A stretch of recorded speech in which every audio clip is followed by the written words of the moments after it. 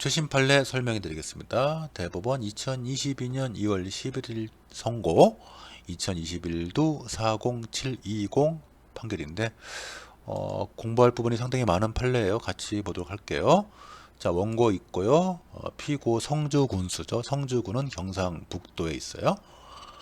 피고는 2015년 6월 8일자로 두 가지 내용의 처분을 해요. 첫 번째가 60일 운행정지 처분, 두 번째가 6개월 유가보조금 지급정지 처분, 이 두 가지 내용의 처분을 한 날에 같이 하죠. 이럴 때는 각각 별개의 처분으로 봐가지고 별도로 행정심판을 제기할 수도 있고 두 개를 묶어가지고 병합 제기할 수도 있죠. 행정심판법 37조에 따라 여기 메모장 보세요. 행정심판법 37조에 따라 병합해서 제기할 수도 있죠. 자, 어쨌든 원고는 병합해서 제기했네요. 원고는 여기 불복해서 행정심판위원회에다가 행정심판을 청구했다. 원고는 행정심판을 청구할 때 행정심판위원회로 바로 찾아가도 되고 잘 어딘지 모르겠으면 피청구인에 제기할 수도 있죠. 행정심판법 23조 잠깐 법조문 보여드릴게요. 같이 보세요. 행정심판법 저 27조를 보면은 미안합니다. 23조예요. 23조를 보면 행정심판을 청구하는 자는 심판청구서 작성해서 피청구인에게 제기해도 되고 위원회 알면 위원회에 찾아가서 바로 제기할 수도 있고 만약에 피청구인에게 제기하면 피청구인이 위원회 보내기 전에 25조에 따라 직권 취소할 수도 있는데 직권 취소 안 할 거면 위원회에 보내는 거고요.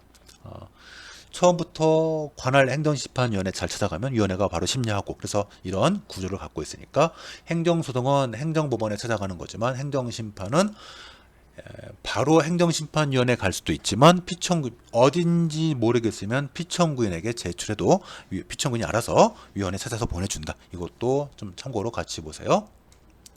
자, 그래서 일단 원고는 피청구인이 성주군수인데 성주군수에 제기하지 않고 이 사건을 바로 위원회 찾아가지고 경상북도 행정심판위원회에다가 바로 청구했네요.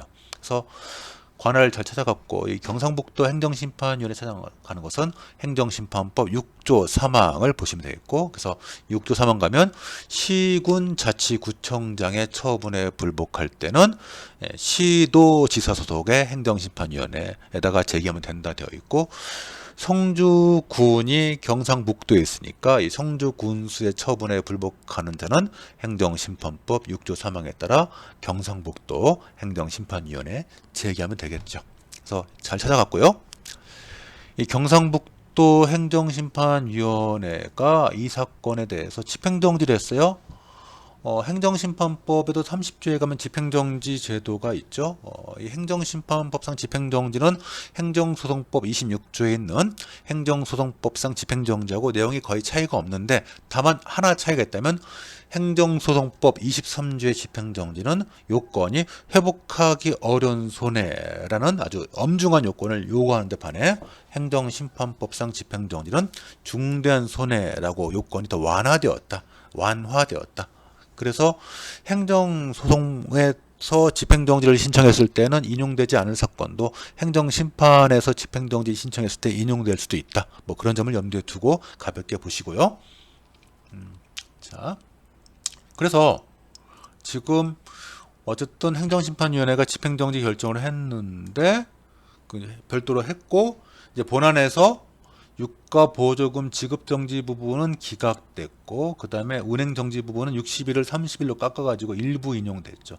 전반적으로 일부 인용됐어요. 일부 인용 재결 기속력 인정되죠. 행정심판법 제48조 1항에 따라 기속력 인정이 되니까 처분청은 존중해야 돼요. 자, 행정심판법 49조에 가면 행정심판의 인용 재결은 피청구인과 그 밖의 관계행정청을 기속하니까 이런 행정심판법 제49조 기속력의 49조 1항 인용 재결 기속력에 따라서 피청구인은 이를 존중해야 되는 거죠. 그래서 이 자체를 그냥 하나의 별도의 처분으로 인식하게 된 거예요. 그래서 가로 안에 보면 이하 유가보조금 지급정지 부분과 그 다음에 감경되고 남은 30일 부분을 합쳐가지고 선행처분이라고 했고 요걸 이제 피청구인인 행정청은 존중하고 이거를 그대로 이제 집행할 생각을 하고 있었던 거죠.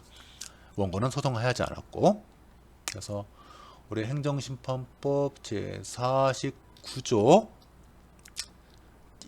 재결의 기속력 심판 청구를 인용하는 재결은 피청구인과 그 밖의 관계행정청을 기속하기 때문에 피청구인은 이를 존중해야 된다. 이 부분도 같이 한번 참고로 봐두시고, 자, 그런 상태예요. 자, 그래서 이 상태에서 이제 재밌어. 이 사건이 재밌는 건 여기부터, 이 다음부터 이제 피고가 이런 기속력에 영향을 받으니까 피고가 이걸 존중해서 2015년 9월 22일 날 선행처분의 집행을 내가 하지 않겠다.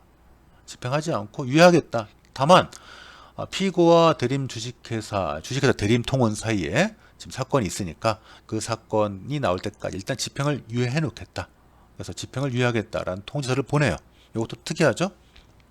보냈고, 결국은 이 판결, 대구지방법원이 2016년 6월 13일 날 판결을 선고하니까 이제 집행이 유예됐던 게 다시 해제가 돼가지고 그 이후로 이제 집행이 됐겠죠?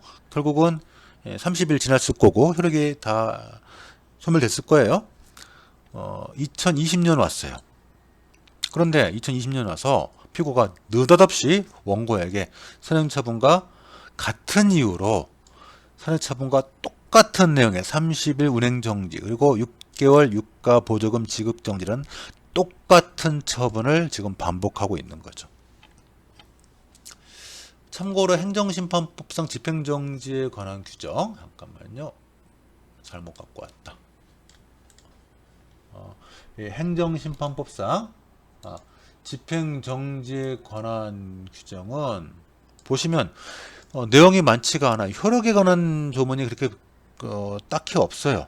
그래서 행정심판법상 집행정지의 효력은 이 행정소송법상 집행정지 효력이 그대로 적용된다라고 보통 봐요. 자, 한번 참고로 보시면, 그래서 이 행정소송법상 집행정지 효력은 일단 집행정지 중에 효력정지 같은 건 형성력이 인정이 될 거고, 형성력. 그래서 그 다음에 집행정지는 기속력이 인정된다. 행정소송법 30조 1항에 기속력에 관한 규정이 23조 6항에 따라 준용되니까 기속력이 인정이 되어서 집행정지가 인용이 되면은 그 인용되는 것을 존중해서 처분청은 동일한 내용을 반복하면 안 된다. 기속력이 있다. 이 부분이 오늘 이 사건과 관계가 있어 보이고, 그 다음에 행정소송법에 따른 집행정지는 제3자효가 있어가지고 29조 1항의 취소판결 제3자 효에 관한 규정이 29조 2항에 준용돼서 행정소송법상 집행정지의 경우에도 제3자효가 인정이 된다. 설문은 큰 관계가 없겠고요. 그 다음에 장래효가 있어가지고 집행정지는 선고되면 그때부터 정지되면 그때부터 효력이 정지되고 소급효는 없다라는 것도 알아두시고, 자, 다시 돌아와서 그래서 지금 재밌는 부분이 집행정지가 됐고 그 다음에 이제 본안에서 행정심판의 본안에서 일부 인용이 됐단 말이죠. 일부는 기각, 일부는 인용돼서 일부 인용이 나왔고, 그 상태에서 피고가 이 사건을 그냥 즉 효력이 이 사건의 이 사건 처분이 집행되도록 내버려둬도 되는데 피고가 다른 사건과의 형평성을 위해서 이 사건의 집행을 일단 유예하겠다. 묶어두겠다. 그래서 일단 집행이 되지 않고 묶어 있는 상태인데 이게 언제까지? 대구지방법원 이 판결이 선고될 때까지 묶어두겠다. 그리고 대구지방법원 판결이 2016년 1월 13일 날 선고됐기 때문에 어쨌든 이 이후부터는 뭐야? 이제 효력이 다시 재개돼가지고 결국은 30일이 지나면 결국 효력이 소멸되겠죠. 그래서 30일 운행 정지니까 이제 30일이 그 이후에 지나가면 효력이 소멸됐겠죠. 효력이 소멸됐는데 피고가 느닷없이 2020년 와가지고 원고에게 같은 이유로 종전과 같은 내용을 처분했는데 이게 결국 종전 처분을 반복한 거냐 아니냐, 이게 문제가 됐던 사건이에요. 그래서 포인트 되는 부분은 어디냐면은 여기 와볼게요. 이 사건에 대한 판단. 자, 결국 원심법원과 대법원 입장이 갈렸는데 그 부분이 어떤 부분이냐, 이 부분 잘 볼게요.